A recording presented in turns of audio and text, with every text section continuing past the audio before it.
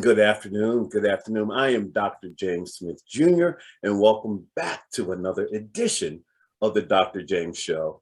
As usual, I'm thrilled to be here. I'm thrilled about our guest, and this will be the last show of Black History Month, and I think it's fitting we're closing it with the person we're closing it with, someone who has seen a few things in his life, and I'm sure he'll share those with us.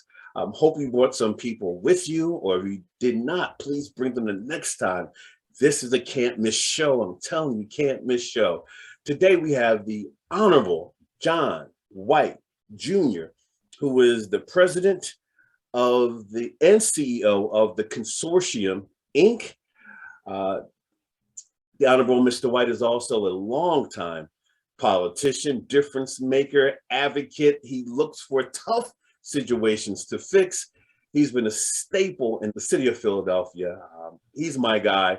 Let's welcome to the show the Honorable John White Jr. How you doing, sir? Doing quite well, Dr. Smith. How are you? I'm good. I'm good. It is good to see you. It's good to be in your space. Listen, it's good to be here and to just share some time with you. You were mighty generous in that intro, you know.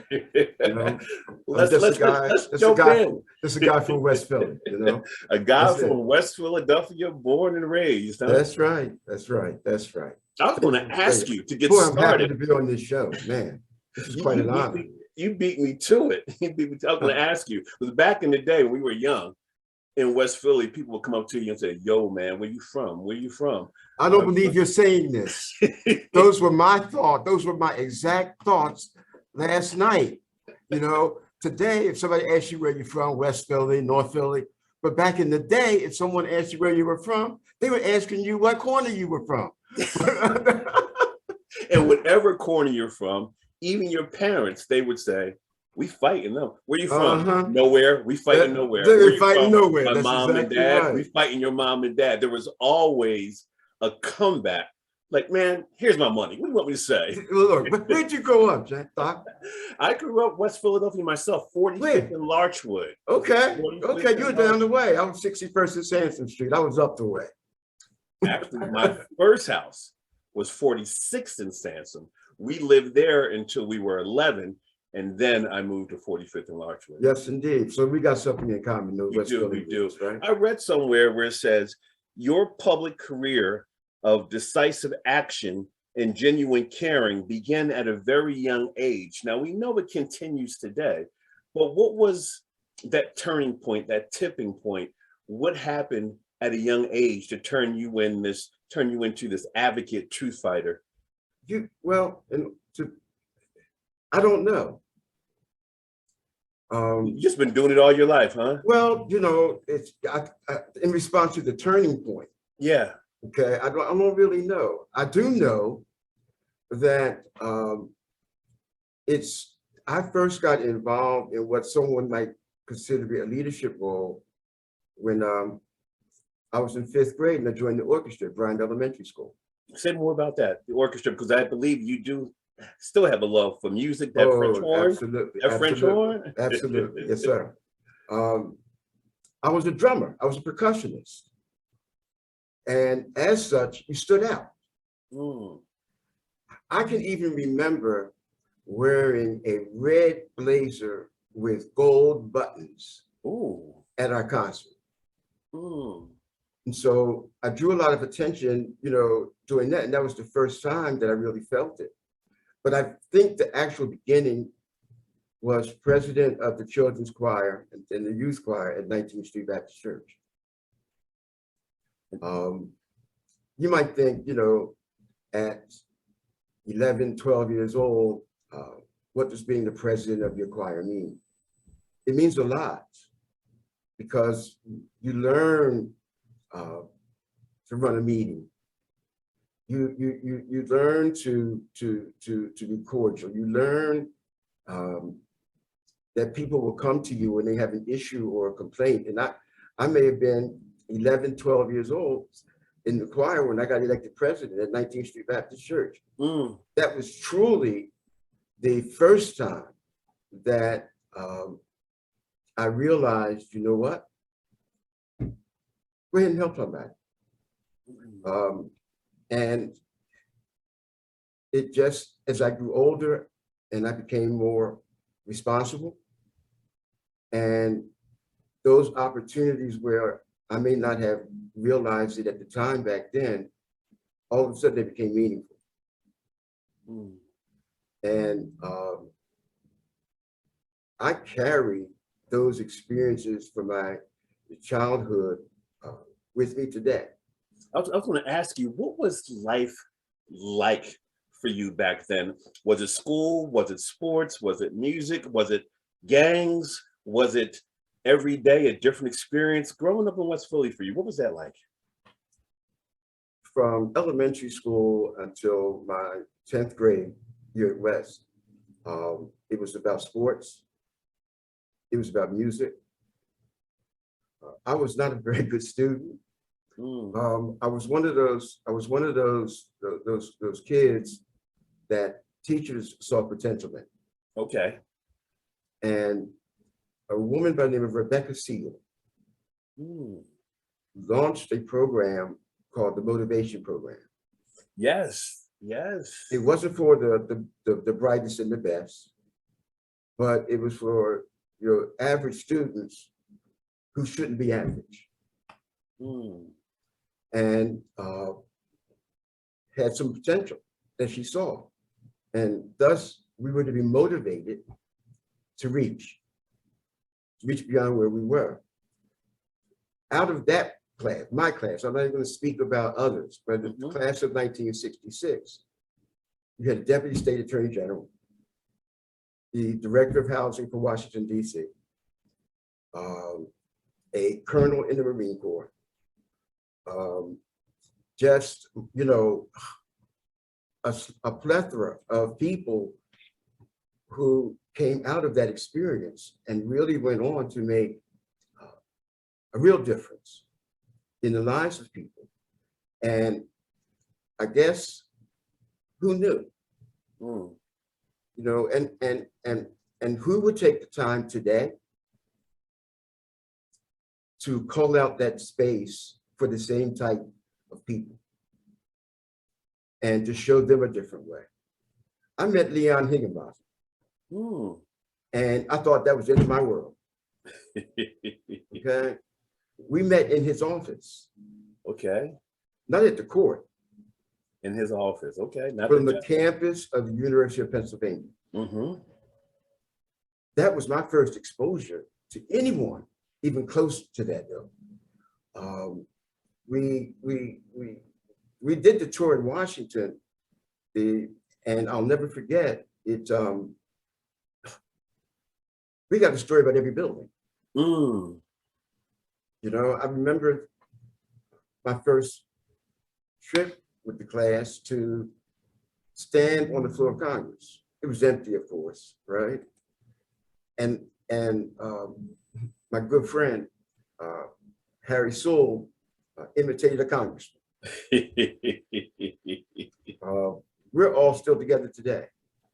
Wow. Coincidentally, the majority of us became Qs without having any contact with each other, without talking, you know?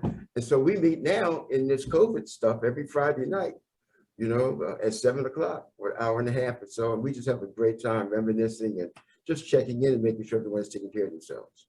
You're reminiscing a little bit now. I'm gonna put a picture up there. I think it's a throwback photo. Be with careful. A more current photo. Let's take a look at John White Jr. then and John White, the Honorable John White Jr. now. Let's take a look.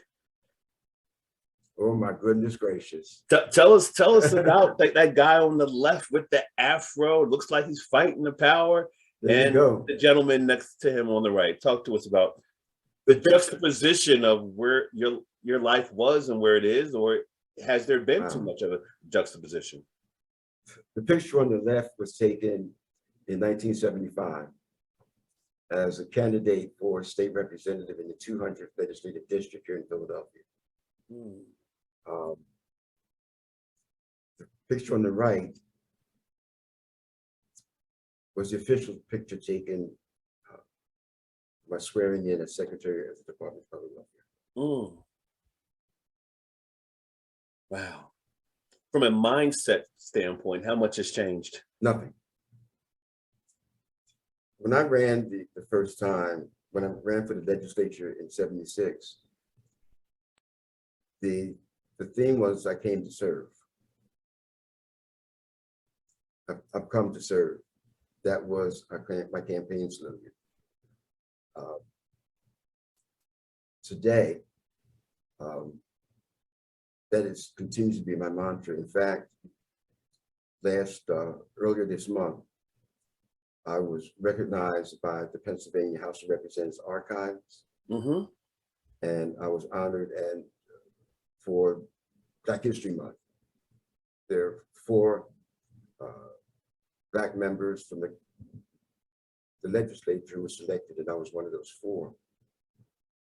My response to that honor was simple.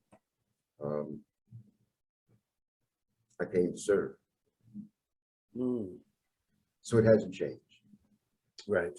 I know more. So I have more knowledge, I have more experience, but also have more wisdom. And we overlook wisdom quite often in looking at the role that people play. My position on the majority of issues, almost 99%, have not changed. I was still then against children being tried as adults and held in adult institutions. I'm against children being charged as adults today. I funded the first domestic violence programs and rape crisis programs in the state of Pennsylvania. I still have take that position today. I've always been pro-Black, not anti-white, pro-Black. And my sense is that we're all better together, you know? I used to use the analogy of playing a piano, of course, because of music background, right? You can make music with white keys. You can make music by playing all of the Black keys. But the true essence of music and harmony is when you're able to play the Black keys and the white keys together to produce a harmonic sound. Mr. White, you said we're better together. Even today, we still struggle with being better together. What's, in your opinion, what's still at the root of the social injustice, the lack of race relations? We're still here, unless I'm missing something. Oh, no. We're here, and in many ways, I think it's worse. You can change someone's mind by, look at Donald Trump, right? Repeat the same lie over and over and over again. People change their minds and begin to believe what he's saying. Racism comes from the heart. Racism is an emotional reaction to what someone is fearful of losing. They didn't want to live next door to us. Why not? Because we weren't good enough to live in the same neighborhood? Right. Or did they think we were going to bring crime? And so that generalization takes place. In government, no elected official today is willing to really stand up and speak out. Why? I believe that. Why not? I have no idea. And we have all these speak out forums, this technology, whether it's social media, Clubhouse, Facebook, Twitter, Instagram, you name it. There's a forum. But there's a fear. But for some reason, there is a fear. It's a fear of being right. A fear of doing the right thing. Think of the Voting Rights Act. Think of the legislation that's currently before the Senate that would make it easier, make voting more accessible. Yes. Okay. Stop using the word easier. Okay. It makes it more accessible. There's a better chance that I can get to the vote to the polling place to exercise my vote. And so they don't hide it anymore, that they don't want us to vote. They have spoken very clearly. If they register and vote, we'll never win. History has shown that they have yet to win. They haven't won the popular vote since when? Right? It hasn't been the last several elections, no. Exactly, exactly. So, okay, so they're telling the truth in that regard. But I don't understand the position that well-meaning Democrats have taken to not advance that cause. I really don't understand, what that could be about. Has the political world changed at all? Oh, please. I mean, you have an amazing record of leadership in both the legislative and executive branches of the government. But what's changed? The nature of the people who've gotten elected. Better educated, more intellectually sound, but they don't come from where we come from. I don't mean where you're born. I'm not talking about where you were born. I'm talking about being able to find your purpose in life. And How do we do that? How do we do that? Be still and let God do his thing. And, there are a multitude of events that have taken place in your life that have led you to believe that this is your purpose, that you're fulfilling your purpose for being here. Yeah. And I'm a believer that everything has a purpose, everything that God created. And I don't want to,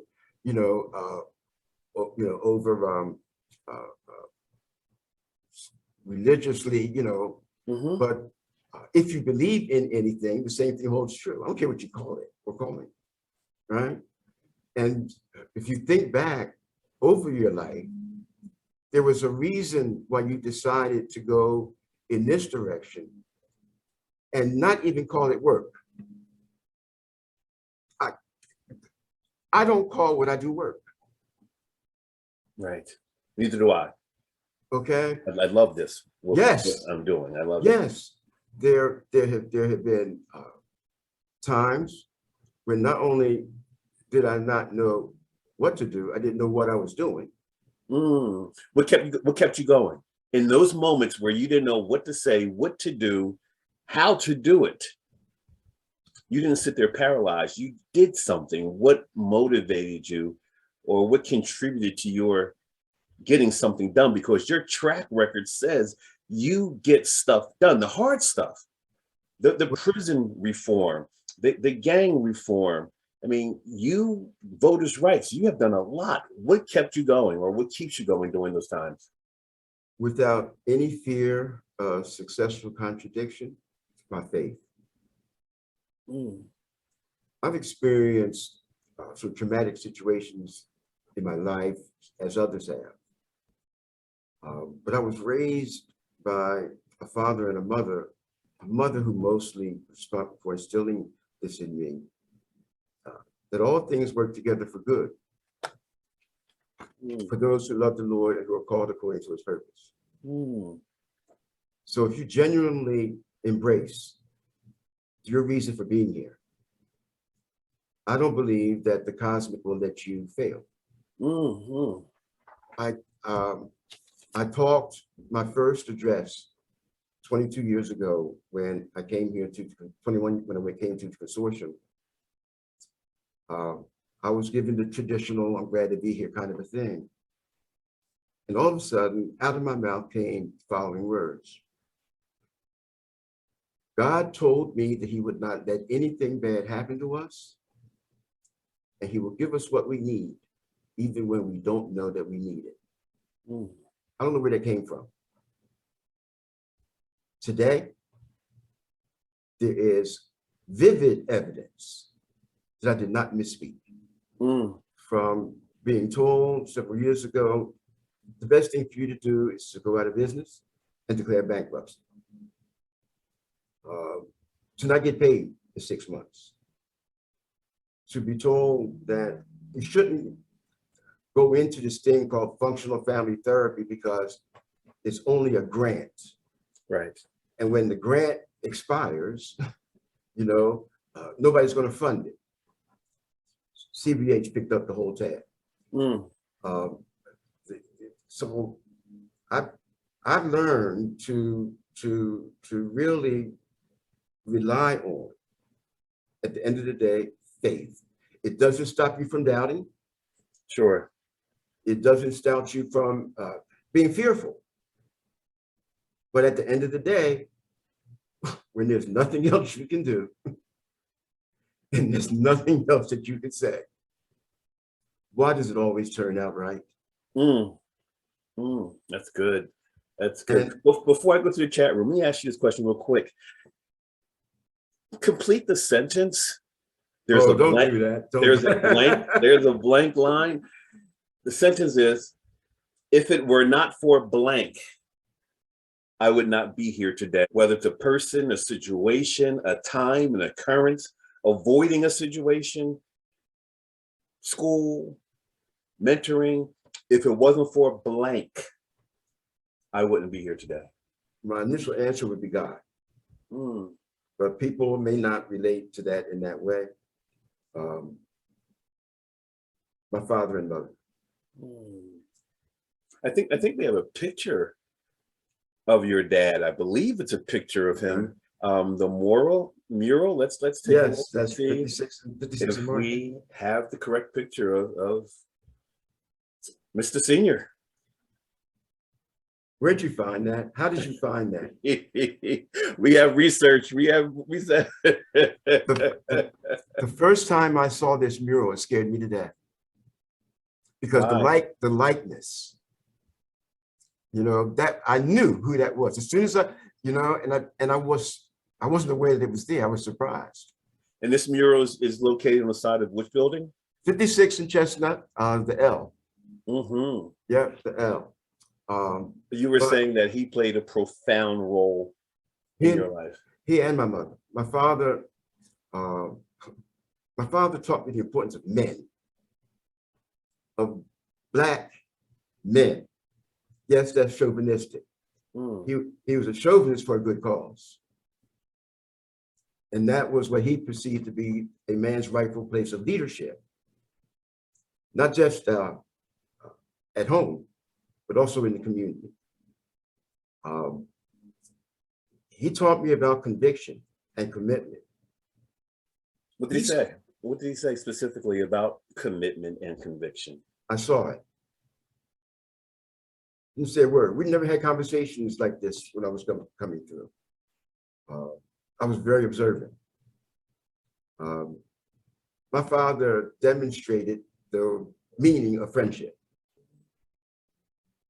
Rumor has it that he was pretty strict too.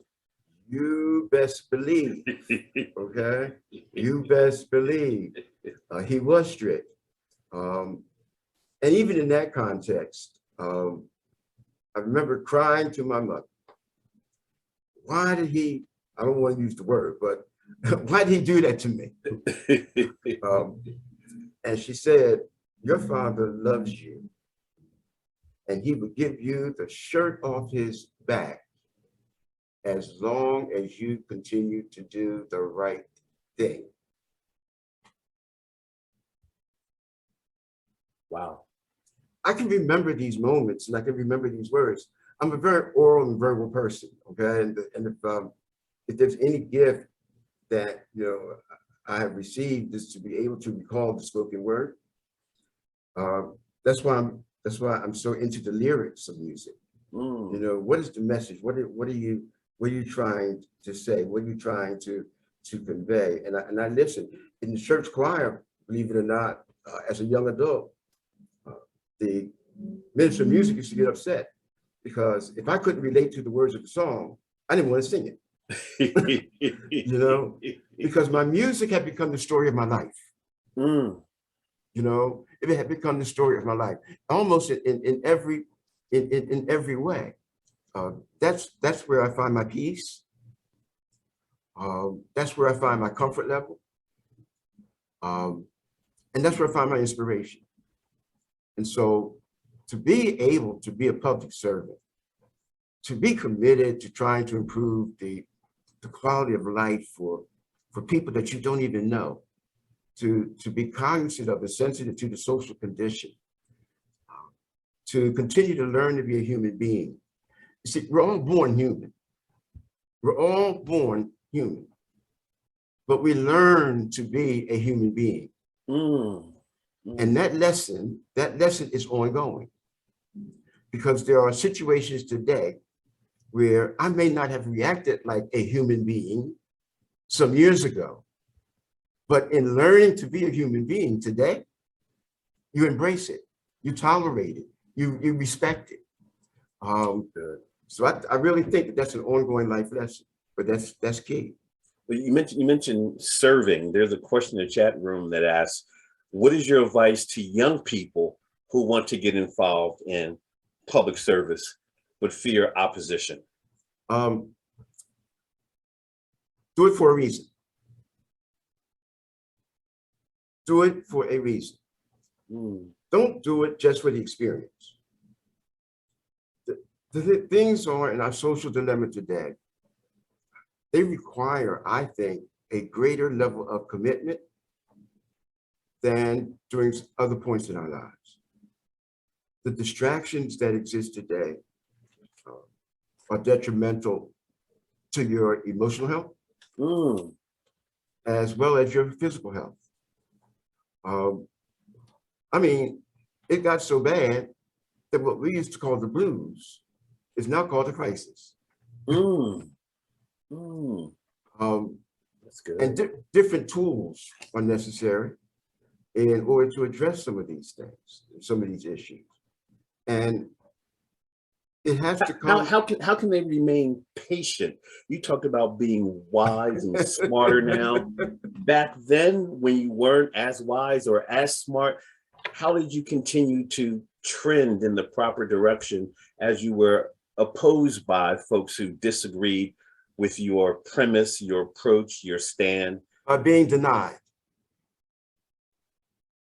By being denied. Because every time, as Malcolm said, adversity is the best thing that can happen to you. Because in every disappointment, every defeat, every loss, there's a lesson to be learned. And if you learn that lesson, you have a better chance of succeeding the next time.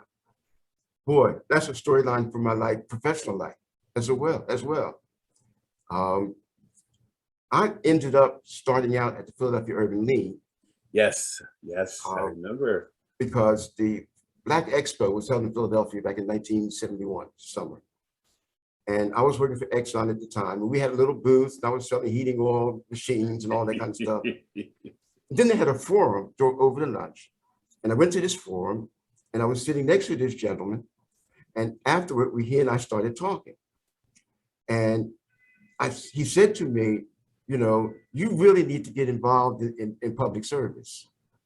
You kidding me? I got a company car, you know, all the amenities. And he said, you ought to come to work with me at the Urban League. Dr. Smith, I didn't know what the Urban League was. I knew the name Whitney Young. Sure. Okay. This young man introduced me to Andrew Freeman, who at the time was the executive director of the Philadelphia Urban League. The name of this young man was Ron Brown. Until his death, we remained extremely close. That was my first official foray. Yeah. And I remember coming home and telling my wife, I quit to take a job that paid us $7,000 a year. No company car. And my first assignment was to get into the middle of the gang violence that was taking place in our neighborhood. Yes. That was my first foray. No fear. Huh? No fear, just faith, right? Well, I had fear and faith. Okay. You know, fear and faith. But yeah. What year were we talking? 1971. So we're talking about gangs, Hoop Street, Lex Street. I was involved in that. I was crazy enough to try to put Hoop Street and Leg Street together at the church there at 52nd and Ray Street. I forget the name of it now. They tore the place up. So you tried to bring them together, huh? Yes, yeah, I was crazy. You know, and in the end, what did it take? It took some grandmothers and mothers take it to the street with brooms to bring the kind of attention the spirit government attached. And out of it came Crisis Intervention Network, Philadelphia Anti-Violence Network, all of whom had some successful and positive impact on ending gang violence back then. But even that's changed.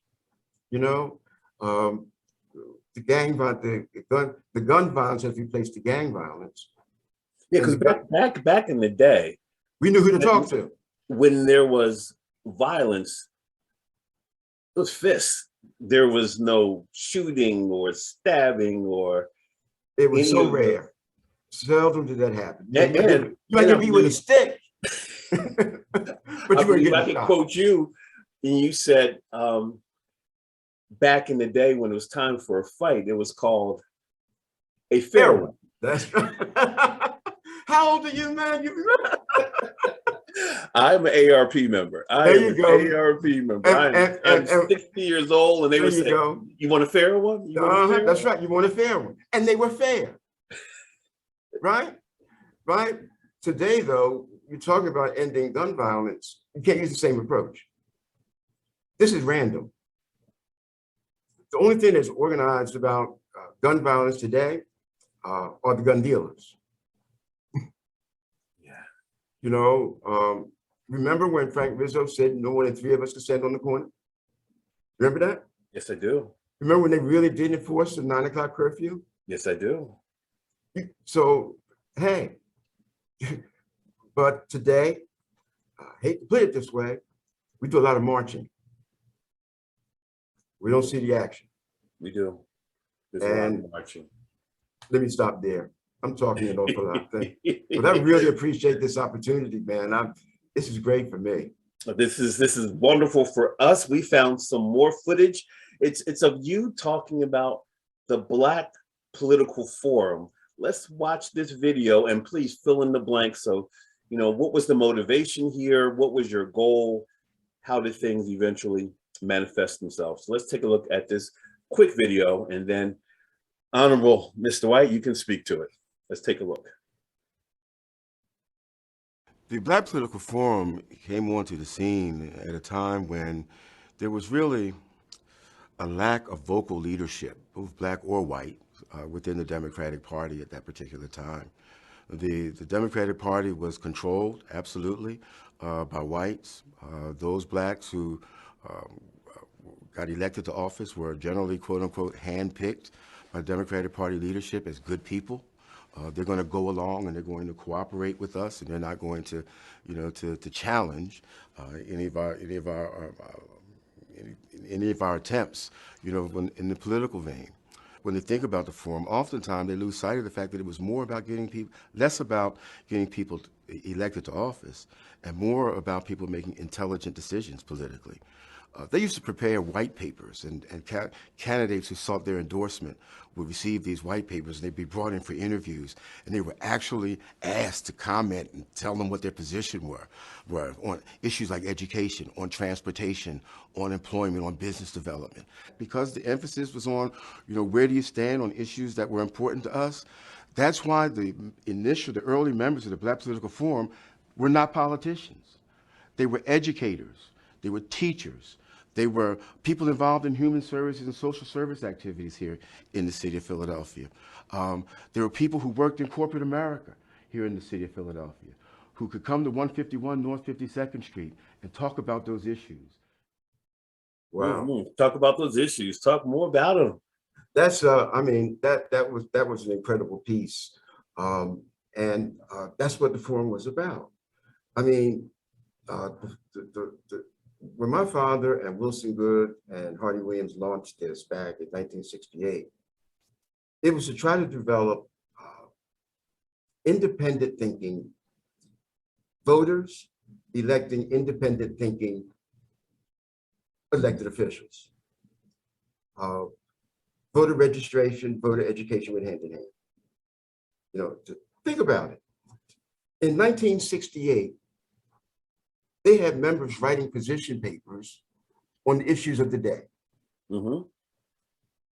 When you wanted to get the endorsement of the Black Political Forum, which was a significant endorsement, particularly getting into the late 60s, early 70s, Mm-hmm.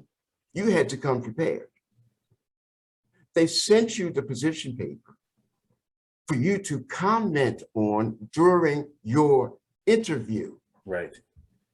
The decision whether to endorse you or not was a growth of that.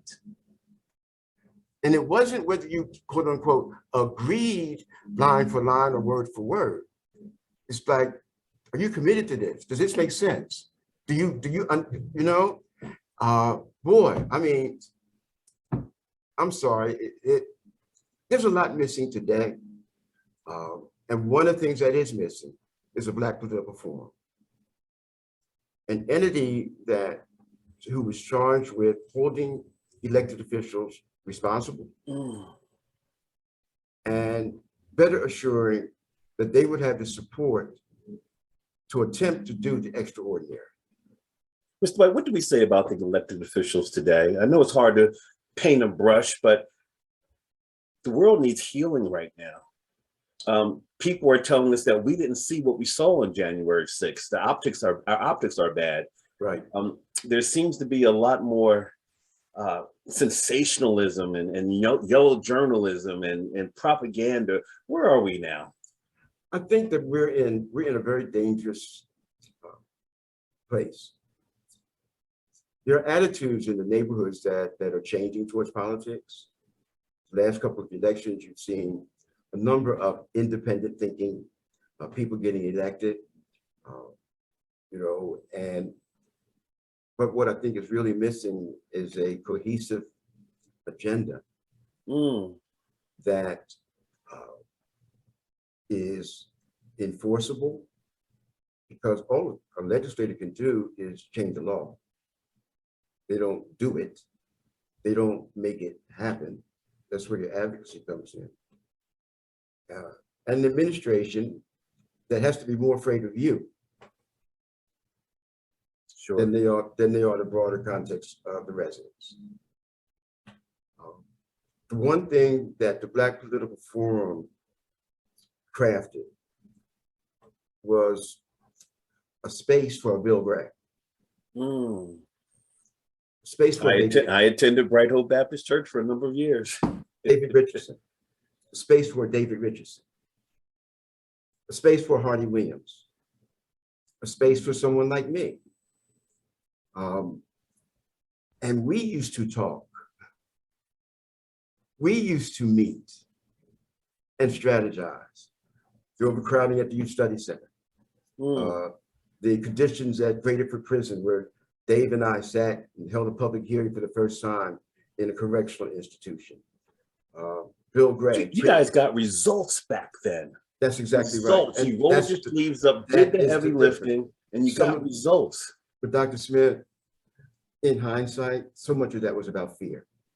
Not on our part, but fear of our adversary. They were afraid, like this. They were afraid of the consequences of not going along. They were afraid of the consequences of not fostering change. We had become a serious voting bloc that was no longer beholden solely to the chairman of the Democratic Party, but we forced the issue. There were consequences at the polling place. There were consequences on Black Talk Radio. Mary Mason. Mary Mason. Okay. Listen, I'm very serious about that. We discount that today. But I'm telling you, there's a reason why Bill Green appointed Connie Clayton superintendent of schools. There's a reason why he appointed Wilson Good to be the managing director. Neither one of him he knew. Mm, mm. That's good. That's really good. I don't think I have to tell anything else about that one. No. I'm gonna jump back into the chat room real quick. Again, someone says, we were talking about gun violence earlier. What approach should be used when tackling gun violence in Philadelphia? We've heard a lot about gun violence thus far this year and the previous years. What can we do?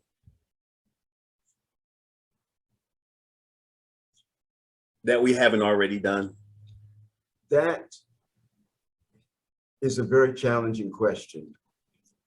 I have a view that may not be very popular. Focus more on preventing it and stopping it. I know that may sound idiotic, okay? But the truth of the matter is, this is a cycle that you do not want repeated. Yeah. This is a cycle that you do not want repeated. To do some of the arcane things that could make a dent in it, you would never get, you'd be one of the most hated people in the city. Because the action would have to be so draconian that people, what they say, be careful what you ask for, because you just might get it. Sometimes that's what you need to do. We don't need to be as tolerant. We don't need to be as accepting. We use the word fear a lot. We don't need to be as fearful. We organize town watch groups. 2 or 3 people would walk the neighborhood, report any suspicious activity. People are afraid to walk down the street today at night. Yeah. When our community gets tired of it, when our need overtakes our fear, things will change. But right now, it appears in too many corners that our fear just hides what our need. I was going to use the word obfuscates. Is that the right term? it gets in the way. Yes. It does get in the way. Think about it. Think about it. Because it's not a police activity. It's not a government. Government's role in anti-violence is to lead. Lead the effort. Make sure the resources are there to promote the activity. Number 2, it's not overnight. It's not overnight. This is not a quick fix. If you're a mayor, you aggressively took lead in this issue, you would probably only get elected in that 1 term. Okay?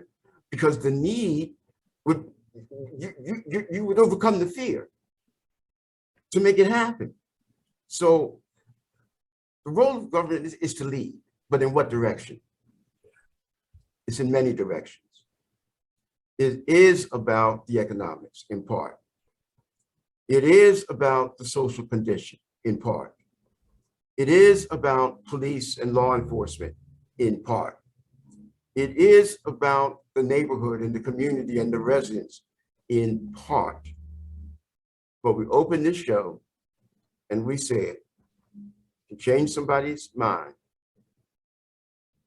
harder to change their heart. We're not changing enough minds.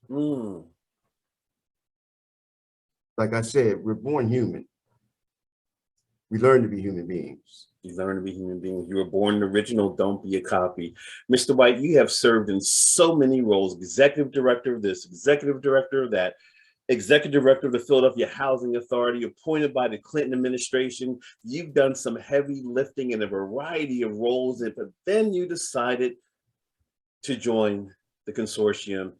We're going to show a brief clip on what the consortium does, then ask you to fill in the blanks. Why the consortium? Why 21 years ago? And what's been happening since? So let's take a look at this brief interview. Mental health services for the entire family. I'm Jill Horner. This is Comcast Newsmakers. With me is John White Jr. He's president and CEO of the Consortium Incorporated. Thanks so much for being with us. Thank you so much for having me. Let's talk a little bit about the work that you do, because this is a comprehensive behavioral health center. You serve some 15,000 people a year in a variety of different ways. We sure do. We've been providing behavioral health services now for 49 years. Next year will be our 50th anniversary of continuous service. We were the first methadone clinic in Pennsylvania, and we were the first community-controlled board of directors of any of the mental health agencies in the country. And so today, in serving those 15,000, we've got to make sure that we're relevant to that community. And one of the things that we're seeing is a lot of trauma. And so in each one of our programs, there are clinicians, therapists who are trauma trained, either in prolonged exposure to trauma or being trauma informed. Trauma affects everyone, children, the families, the adults, and even on the addictions program. It's all a key component to really trying to help people into recovery. What contributed to your shift to the consortium, and what's been happening of late? I got fired. You decided to take your talents to the consortium, right? But I got fired. I was working for Elwin, that didn't turn out well.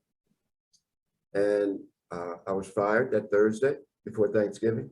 And I remember, how does the great John White explain how he got fired? Slowly, carefully. As I was leaving the campus, I got called by a good friend of mine who told me about this position that was open. I hung up on it. I thought that was a joke. I've got my little box with all my little stuff in it, right? I just got fired. And out of the blue, someone that I hadn't talked to, you know what I mean? And the interview was that Tuesday. I worried all weekend. How was the great John White going to explain why he got fired?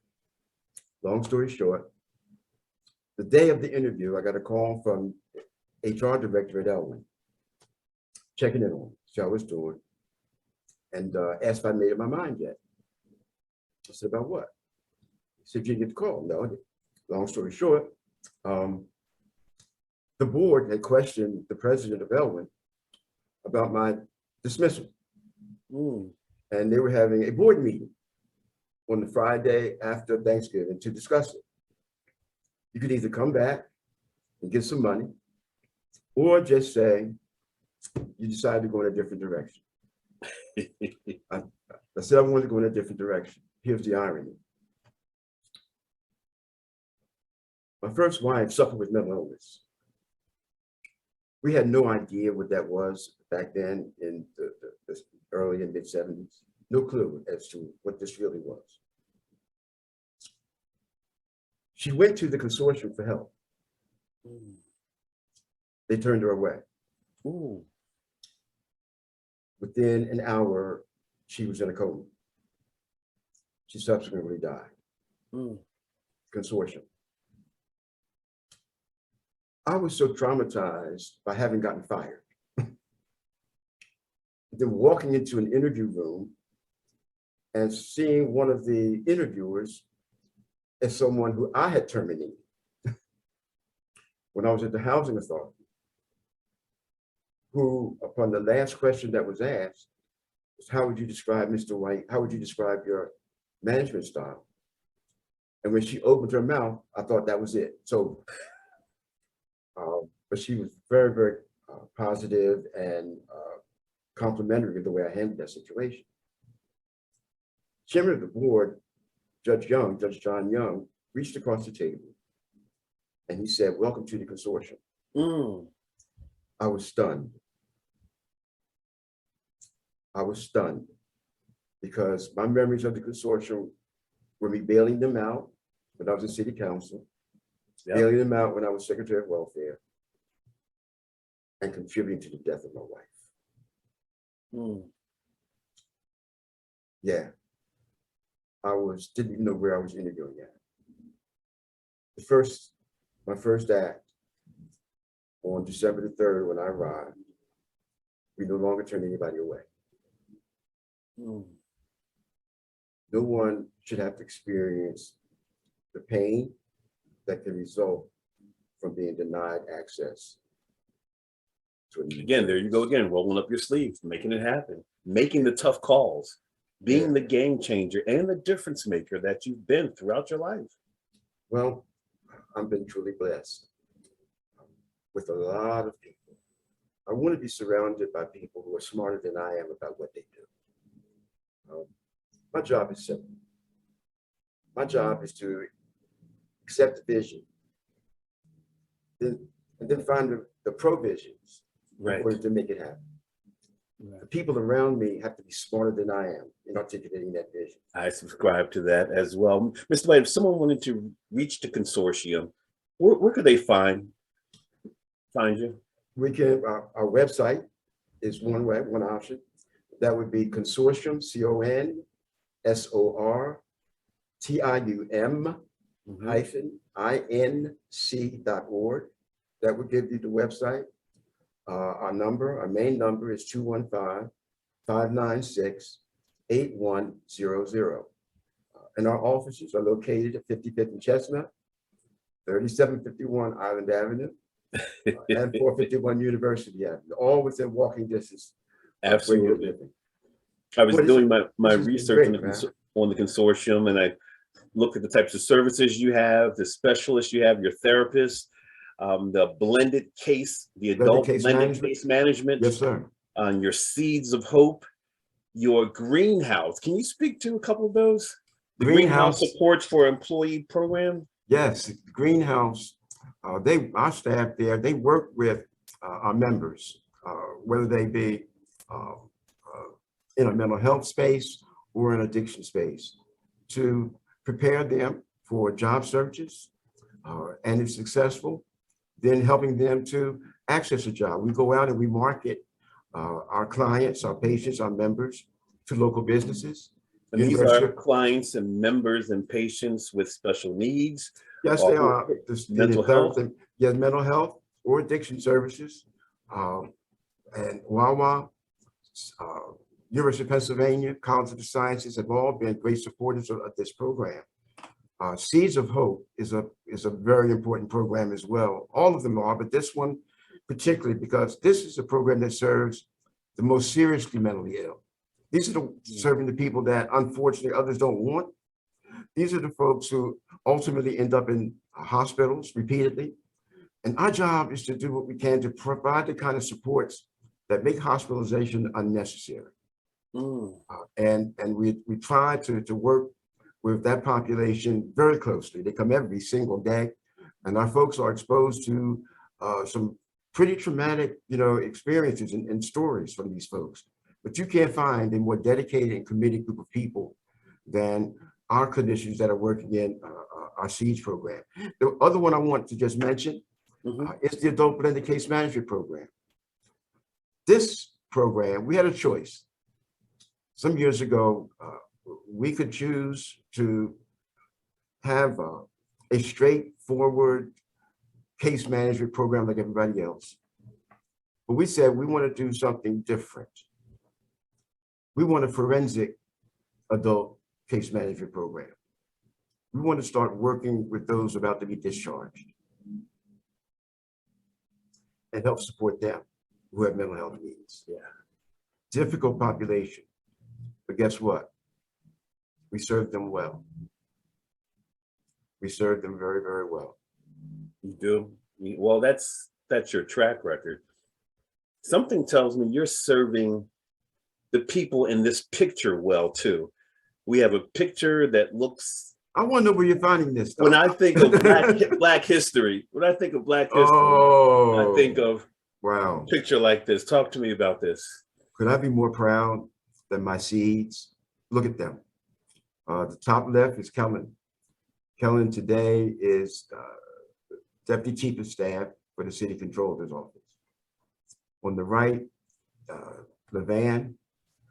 Levan is a specialist working in innovation and community relations for the Office of Addiction Services. And the bottom left, that's John. That's my oldest boy. John is an executive with a claims processing, and medical expense company down in Dallas, Texas. Does he still root for the Eagles though? Then you've got Jason, John's son. Jason is about in the 6th grade now in school down in Texas. Tremendous athlete, track and football, very, very bright. And then the one with that look on his face. Like I'm the man. Like I'm the mayor, that's LJ, the Van's oldest son. He is a 5th or 6th grader at the Henry School here in Philly. Yes, great school. Athletic, very bright, man, that picture will live forever. Yes, it will. Yes, it will. Mr. White, when you think of, as we get ready to wrap up, what comes to mind when you think of Black History Month? The unsung heroes, the ones whose names we don't know, the ones who were in the audience saying amen to Martin Luther King when he needed to hear an amen. The people who believed that change could happen and who instilled in generation after generation a sense of hope and a sense of awareness. I prayed during one of our family reunions pre-COVID, and I said to them, we're here because somebody prayed for us. Somebody who we can't even call their name. But somebody prayed for future generations. Somebody prayed for my children and my children's children. I don't know, if folks are old enough to remember that saying that old folks used to make. I thank them. I thank the oldest Matt, my grandmother, Mabel, John Lewis. I thank them because they instilled something in me, just as other foreparents instilled something in others. Yeah. And some of us were able to take that. That's where our Black history is rooted in. Our success today is rooted in the history that they made. Not so much what we're doing today, because we would simply be standing in a hole, no way out. Somebody taught us how to use it and when to throw it away. That shovel.